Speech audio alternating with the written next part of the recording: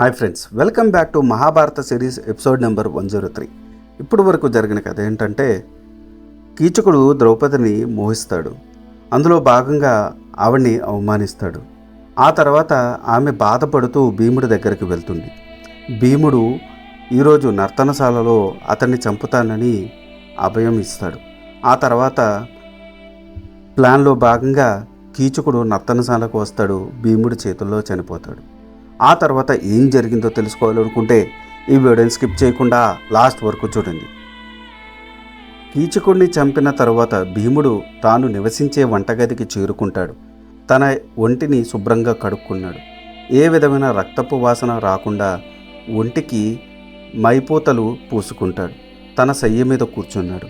అక్కడ ద్రౌపది తన భర్త భీముడు క్షేమంగా వంటింటికి చేరుకున్నాడు అని ధృవపరుచుకొని అక్కడ ఉన్న కావలి వాళ్ళను పిలిచింది. అయ్యా, నా భర్తలైన గంధర్వుల చేతిలో ఈ కీచకుడు ఎలాంటి దుర్గతి పాలయ్యాడో చూడండి అని చెప్పింది. ఆ మాటలు విని వారు కలవరపడ్డారు. దివిటీలు తీసుకొని పెద్దగా అరుచుకుంటూ నర్తనశాలలోకి ప్రవేశించారు. ఆ అరుపులు విని సింహబలుని తమ్ముళ్ళు కీచకులు కూడా అక్కడకు చేరుకున్నారు. అక్కడ మాంసపు ముద్దలాగా పడి ఉన్న కీచకుడిని చూశారు. అన్న చావును చూసి పెద్దగా ఏడ్చారు. కింద పడి దొర్లారు. ఇంతలో వారి బంధువులు కూడా అక్కడకు చేరుకున్నారు. ఎన్నో చావులు చూశాము, కానీ ఇంతటి వింత చావు చూడలేదు. ఎందరినో జయించిన సింహబలుని బలం ఎందుకు పనికిరాకుండా పోయింది. అసలు వీడి చేతులు ఏవి, కాళ్ళు ఏవి? గంధర్వులు ఇలాగే చంపుతారేమో అని ఆశ్చర్యపోతున్నారు. మనం ఎంతసేపు శోకించినా పోయిన వాడు తిరిగి వస్తాడా? ఇతనికి మనం శ్మశానానికి తీసుకుని పోదాం అన్నాడు ఒక కీచకుడు. మిగిలిన కీచకులు కూడా సరే అన్నారు. సింహబలుని అంత్యక్రియలు ఏర్పాటు చేస్తున్నారు. పక్కనే నిలబడి ఉన్న మాలినిని వారు చూసి ఏమి చేస్తున్నారో అని వారికి దగ్గరగా నిలబడి చూస్తూ ఉన్నది. కీచకులు ఆమెను చూశారు. కోపంతో రెచ్చిపోయారు. తన అన్న మరణానికి కారణం ఆమె అనుకున్నారు. ఒక్కసారిగా ద్రౌపది మీదకు దూకి ఆమెను పట్టుకున్నారు. ఆమె చేతులు వెనక్కు తిప్పి కట్టారు. దీని అందం చూసి మోహించి తమ అన్న చనిపోయాడు, ఇది బతకూడదు, దీనిని కూడా అన్నయ్య శవంతో పాటు కట్టి కాల్చుటకు ఉచితము అని నిర్ణయించారు. తమ నిర్ణయాన్ని విరాట్ రాజుకు తెలపడానికి వెళ్ళారు. అప్పటికే విరాటుడు చారుల ద్వారా కీచకుల మరణ వార్తను విన్నాడు. కీచకుని మరణానికి ఎంతో దుఃఖిస్తున్నాడు. మహారాజా, మేము ఈ సైరేంద్రిని మా అన్న కీచకుని శవంతో కలిపి దహనం చేయాలని నిర్ణయించాము. దానికి మీ అనుమతి కావాలి అని అడిగారు. మీకు తోచిన విధంగా చెయ్యండి అని అన్నాడు విరాటుడు. కీచకులు ద్రౌపదిని ఈడ్చుకుని వెళ్ళి సింహబలుని శవంతో కలిపి కట్టారు.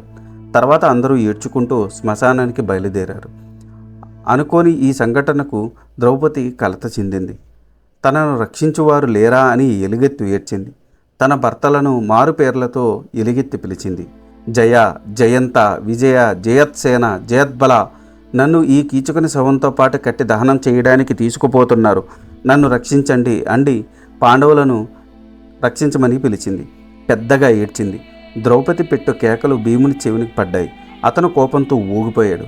అందరికన్నా ముందు శ్మశానం చేరుకున్నాడు. ఒక పెద్ద చెట్టును మొదలంటూ పెకిలించి భుజం మీద పెట్టుకుని కీచకుల రాకకై ఎదురు చూస్తున్నాడు. శ్మశానానికి చేరుకున్న కీచకులు భయంకర రూపంతో నిలబడి ఉన్న భీముని చూసి భయపడిపోయారు. వామ్మో, గంధర్వులు వచ్చారు, మనల్ని చుట్టుముట్టారు, పారిపోండి అని అరుచుకుంటూ కీచకుని శవాన్ని అక్కడే వదిలి పారిపోయారు. భీముడు వారిని తరిమి కొట్టాడు. అందరినీ కసిదీర చంపాడు. పాంచాలిని విడిపించాడు. త్వరగా సుదేశన మందిరానికి పొమ్మని చెప్పి తాను రహస్యంగా వంటశాలకు చేరుకున్నాడు. విరాటుడు ఉపకీచకుల మరణ వార్తను విన్నాడు. తన భార్య సుదేశన దగ్గరకు వెళ్ళాడు. ఎలాగైనా శైరేంద్రుని అక్కడి నుండి పంపివేయాలి, లేకపోతే ఇంకా ఎన్ని అనార్థాలు కలుగుతాయో. ఆమె పక్కకు మగవారు పోతేనే ప్రమాదంలో చిక్కుకుంటున్నారు. నా మాటగా ఆమెకు చెప్పి ఆమెను పంపివెయ్యి అని అన్నాడు విరాటుడు. శవాన్ని తాకిన మైల పవ్వడానికి ద్రౌపది సచ్చేల స్నానం చేసింది. పురవీధులలో నడుచుకుంటూ వస్తుంది. ఆమెను చూసి ప్రజలంతా హడిలిపోయారు.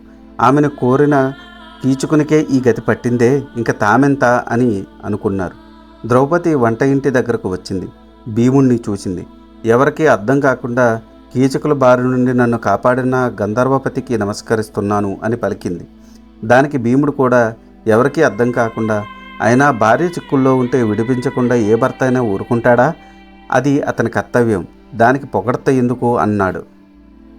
ద్రౌపది అక్కడ నుండి అర్జునుడు ఉన్న నర్తనశాలకు వెళ్ళింది. నాట్యం నేర్చుకుంటున్న కన్యలను చూస్తూ నిలబడింది. ఆమెను చూసి ఆ కన్యలు, అయ్యో, ఆ కీచకుడు అంత పని చేశాడా, తగిన శాస్తి అనుభవించాడు.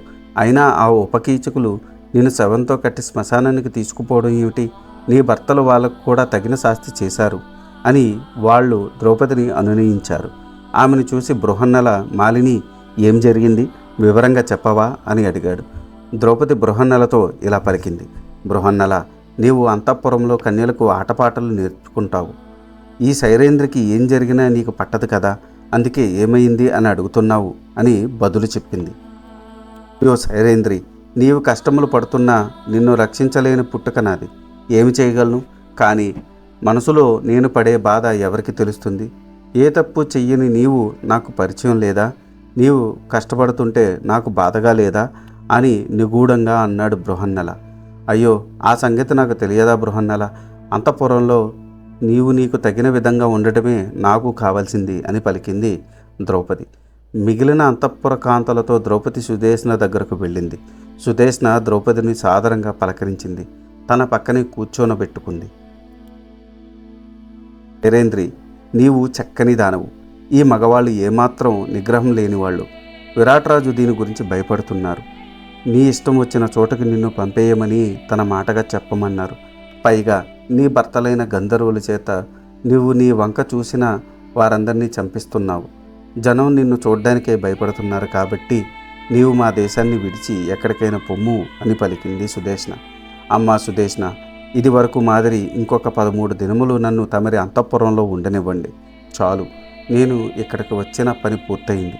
తర్వాత నా భర్తలు మీకు కనిపించి మీ కోరిక తీరుస్తారు. అమ్మా, నా భర్తలు దయామయులు. పరులకు ఉపకారం చేయడానికే ఎల్లప్పుడూ ప్రయత్నిస్తారు. వారికి ఉపకారం చేసిన విరాటుడికి వారు ఎల్లప్పుడూ ఉపకారం చేయడానికే ఉద్యమిస్తారు. కాబట్టి నీ మనసులో ఉన్న అనుమానం గురించి ఆలోచించుకు. ఇంతకాలం నన్ను నీతో సమానంగా ఆదరించావు. ఇప్పుడు ఈ విధంగా విడిచిపెట్టడం భావ్యమా? చెప్పు అని పలికింది ద్రౌపది. ఆమె మాటలకు చలించిపోయింది సుదేష్ణ. మాలిని, నీవు పెట్టిన గడువు పూర్తి అయ్యేదాకా నా అంతఃపురంలో ఉండవచ్చు.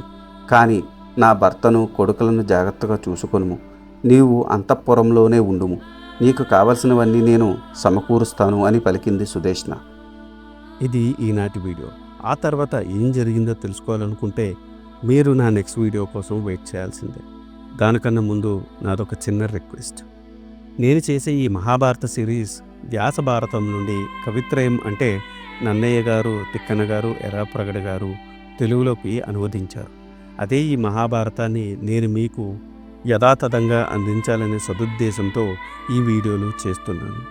ఏ జనరేటెడ్ ఇమేజెస్తో వీడియోస్ చేయడం కొంచెం కష్టతరమైన విషయం అయినప్పటికీ మన సనాతన ధర్మంలో ఉన్న మంచిని చెప్పాలనే ఉద్దేశంతో పూర్తి కథని ఈ వీడియోల రూపంలో అందించడం జరుగుతుంది. అందుకని మీలాంటి వారి సపోర్ట్ నాకెంతో ముఖ్యం. మీరు నన్ను సపోర్ట్ చేయాలనుకుంటే జస్ట్ మీ అభిప్రాయాన్ని కమెంట్ల రూపంలో తెలియచేస్తూ, లైక్ చేస్తూ, 10 మందికి షేర్ చేస్తూ మన ధర్మాన్ని 10 మందికి అందేలా చేయాలని కోరుకుంటున్నాను. ఈ వీడియో కనుక మీకు నచ్చితే do like, share and subscribe. Thanks for watching. జై సనాతన ధర్మం.